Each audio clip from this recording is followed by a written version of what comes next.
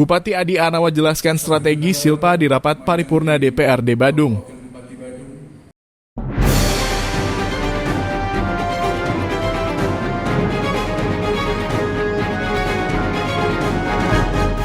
Bupati Badung Wayan Adi Arnawa daimpingi Wakil Bupati Bagus Alit Sucipta Kamis 3 Juli 2025 menghadiri rapat paripurna masa persidangan ketiga DPRD Badung.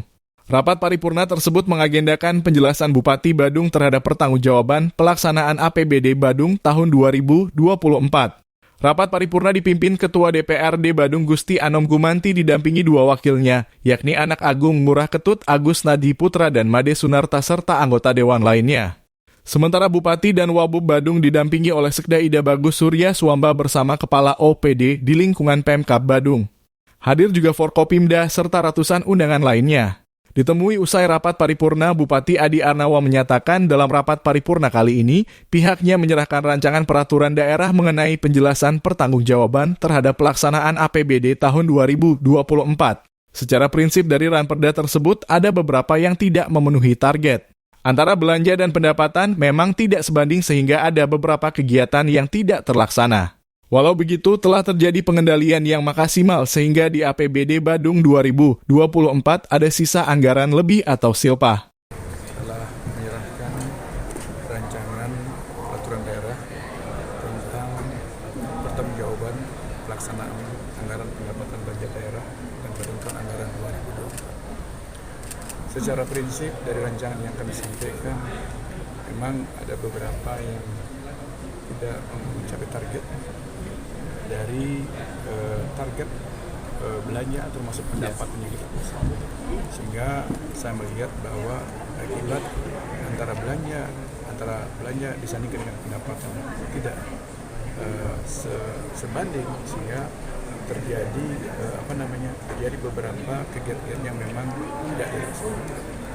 Namun di hilirnya saya melihat bahwa telah terjadi pengendalian yang maksimal, di mana terbukti kita bisa mendapatkan silpa. Dia berharap ke depan target pendapatan bisa direalisasikan dengan cara memaksimalkan potensi-potensi yang dimiliki termasuk sumber daya manusianya. Apapun itu, ketika kita bicara APBD, semua itu merupakan asumsi sehingga tidak bisa memastikan. Ketika kita bicara rancang bangun menunjukkan optimisme sekaligus memotivasi perangkat daerah untuk bekerja secara maksimal, meningkatkan pendapatan daerah. Astungkara walaupun kondisinya seperti itu, berkat pengendalian pemerintah tidak sampai terjadi utang, justru ada silpa. Astungkara memang ke depan kita berharap sebisa mungkin target yang kita pasang bisa kita realisasikan dengan potensi-potensi yang kita miliki, baik dari aspek SDM-nya maupun realisasi pendapatan di hilirnya termasuk di pajak. Tapi apapun itu semua, kalau kita bicara masalah APBD, tentu itu selalu asumsi dan faktual semua di mana-manapun kelihatannya memang tidak akan bisa orang berani menyampaikan apakah target 1, 2. Tapi kalau kita lihat rancang bangun daripada APBD yang kita buat ini menunjukkan optimisme. Artinya sekaligus memotivasi buat perangkat daerah yang fungsinya dalam rangka optimasi pendapatan untuk bekerja maksimal. Dan Mas Tungkara walaupun terjadi seperti itu berkat pengendalian yang dilakukan oleh pemerintah daerah sehingga tidak sampai terjadi hutang. Namun malah justru kita mendapatkan silpa sebesar 300.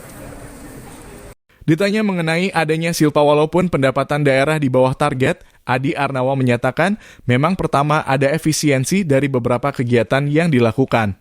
Kedua adalah langkah cerdas dari pemerintah yang tahu mana prioritas dan mana yang tidak prioritas. Inilah pentingnya pengendalian kas. Jadi kita tidak langsung ngegas begitu APBD disahkan. Kita tetap kendalian per 3 bulan atau per semester dan sebagainya. Kalau kita memeteng, itu yang akan terjadi utang. Yang pertama adalah, yang paling penting kan efisiensi.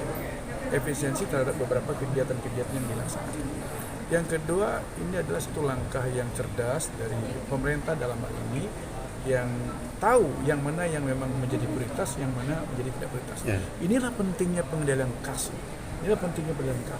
Jadi kita tidak serta-merta begitu dirancang X triliun terhadap belanja kita di APBD, kita langsung ngegas.